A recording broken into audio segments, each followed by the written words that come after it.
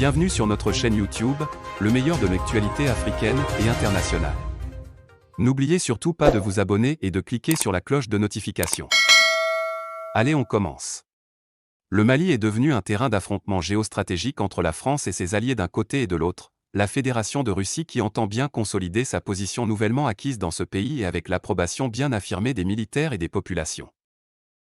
L'ambassadeur de Russie au Mali, Igor Anatolievich Gromyko, a annoncé dans la foulée du coup d'État du lundi 26 mai 2021, un accord de défense militaire pour la stabilité du Mali, qui viendrait renforcer en quelque sorte l'accord cadre de juin 2019.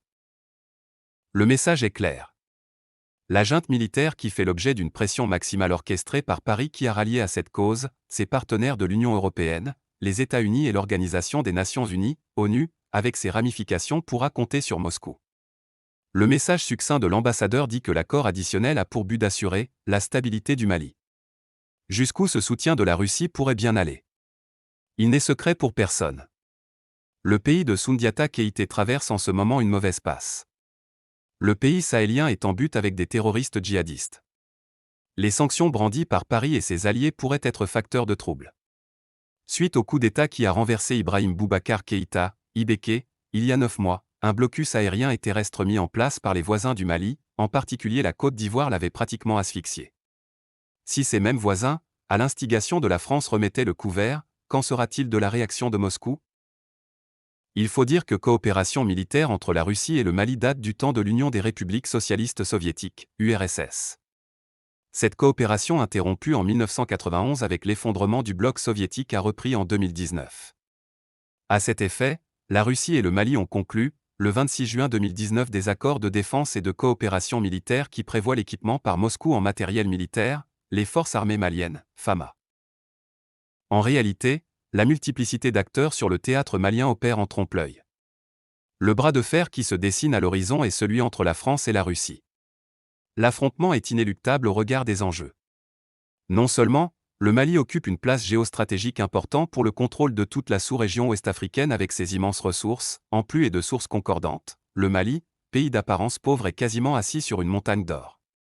Le pétrole, l'uranium, l'or, etc., tout ce qui fait la convoitise des pays puissants est enfoui sous les pieds des Maliens. Ces enjeux économiques et diplomatiques vont lourdement peser dans l'orientation que prendra la crise politique exacerbée par le putsch qui vient de renverser le général à la retraite, Bandao. Le contenu vous intéresse? N'hésitez pas de lâcher un pouce bleu et de vous abonner. C'est fait? Cliquez aussi sur la cloche de notification pour ne plus rien manquer. Allez, on continue.